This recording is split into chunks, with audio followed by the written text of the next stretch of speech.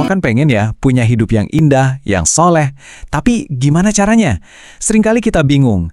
Nah, kali ini kita coba deh kita bongkar beberapa petunjuk kuno yang ternyata wow, relevan banget buat kita sekarang.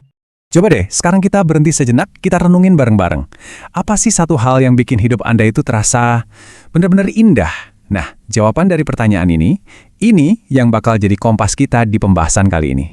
Sumber kita ini ngasih sudut pandang yang keren banget. Coba lihat sekeliling kita, ada banyak banget perbedaan. Suku, bangsa, bahasa. Kadang kita mikir ini sumber masalah kan?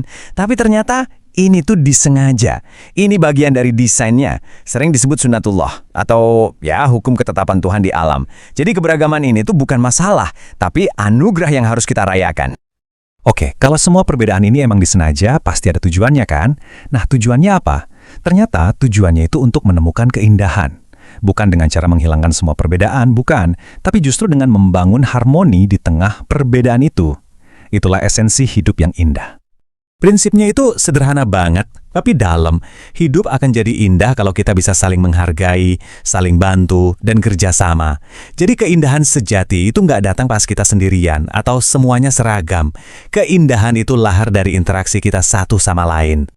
Nah, kunci pertama buat bisa kayak gitu adalah, ya ini, saling menghargai. Dan ini bukan cuma soal sopan santun biasa loh. Ini tuh bagian dari akhlak terpuji, karakter mulia yang jadi pondasi masyarakat yang damai dan adem. Dan landasan spiritualnya kuat banget. Ayat ini ngingetin kita akan satu hal penting. Kebaikan yang kita terima dari Tuhan, itu bukan buat disimpan sendiri, tapi buat disalurin lagi ke orang lain. Dan sebaliknya, kita punya tugas buat mencegah kerusakan, baik itu kerusakan alam maupun kerusakan hubungan antar manusia. Kalau dalam prakteknya sehari-hari gimana? Gampang kok. Saling menghargai itu bisa kita lihat dari hal-hal kecil. Misalnya, hormat sama orang tua, guru, dan teman-teman kita. Terus mau menghargai pendapat orang lain, walaupun beda sama kita. Saling tolong-menolong dalam kebaikan, dan pastinya bersikap adil ke semua orang tanpa pandang bulu. Ini pilar-pilar yang bikin komunitas kita jadi kuat. Oke, dari hubungan kita sama sesama manusia, sekarang kita geser sedikit. Kita perluas pandangan kita ke hubungan kita dengan seluruh planet ini. Ini dia kunci yang kedua, dan ini perannya besar banget. Peran kita sebagai khalifah atau penjaga bumi. Jadi, apa sih khalifah itu? Ini bukan sekedar jabatan atau gelar ya. Ini tuh sebuah amanah, sebuah kepercayaan suci. Konsep ini menempatkan kita, manusia, sebagai wakil Tuhan di bumi. Bukan buat jadi penguasa yang semena-mena, tapi sebagai perawat yang penuh tanggung jawab. Tugas kita itu menjaga keseimbangan alam semesta.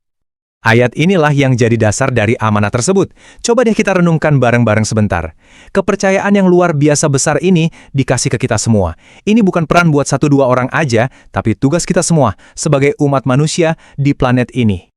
Nah, amanah segede ini pastinya datang dengan tanggung jawab yang setara kan? Tugas kita sebagai penjaga itu luas banget. Mulai dari yang kelihatan, kayak menjaga hutan dan sungai, sampai menyebarkan nilai-nilai kebaikan di masyarakat. Ini tanggung jawab yang menyeluruh. Dan semuanya dimulai dari mana? Dari memimpin diri kita sendiri dulu untuk jadi lebih baik. Oke, kita udah ngomongin konsep-konsep besarnya nih. Tapi pertanyaannya, gimana cara nerapinya di kehidupan kita yang super sibuk ini? Nah, sekarang yuk kita coba ubah semua teori ini jadi tindakan yang benar-benar nyata. Dan ternyata, ya menerapkan prinsip-prinsip besar ini bisa banget dimulai dari hal-hal yang kelihatan sepele. Coba lihat, menghargai orang lain itu bisa sesederhana kita dengerin teman ngomong tanpa motong omongannya. Terus, jadi penjaga bumi itu bisa dimulai dari hal simpel kayak buang sampah pada tempatnya. Kelihatannya kecil kan? Tapi ini adalah langkah-langkah kecil yang ngebangun jalan menuju perubahan yang besar. Yuk kita bedah lagi yang soal menghargai sesama ini jadi 4 langkah praktis. Pertama, dengerin secara aktif. Benar-benar coba pahami apa yang orang lain maksud. Kedua, hargai perbedaan. Anggap aja itu sebagai bumbu yang bikin hidup lebih berwarna. Ketiga, selalu usahakan bicara dengan baik, hindari ejekan. Dan keempat, jadilah tetangga yang baik, yang jadi bagian positif buat lingkungan sekitar. Ini bukan cuma daftar ya, anggap aja ini undangan buat kita semua, untuk mulai berubah mulai hari ini. Nah, sekarang kita sampai di titik di mana kedua jalan ini bertemu. Apa yang terjadi kalau kita gabungin rasa hormat kita ke sesama manusia dengan tanggung jawab kita ke planet ini? Disitulah kita mulai berjalan di atas jalan anak saleh. Jadi intinya, menjadi pribadi yang soleh itu adalah soal keseimbangan. keseimbangan antara 3 pilar ini. 1. Gimana cara kita memperlakukan orang lain? 2. Gimana kita merawat satu-satunya rumah kita, yaitu bumi? Dan 3. Gimana kita menyandarkan itu semua pada petunjuknya? Sederhana, tapi kuat banget dan relevan banget buat zaman kita sekarang. Sebagai penutup, saya mau kasih tantangan kecil nih buat Anda semua. Bukan buat besok, bukan buat minggu depan, tapi buat hari ini. Apa cuma satu tindakan kecil yang bisa Anda lakukan sekarang juga untuk jadi penjaga bumi yang lebih baik? Jawabannya ada di diri Anda masing-masing. Terima kasih sudah menyimak.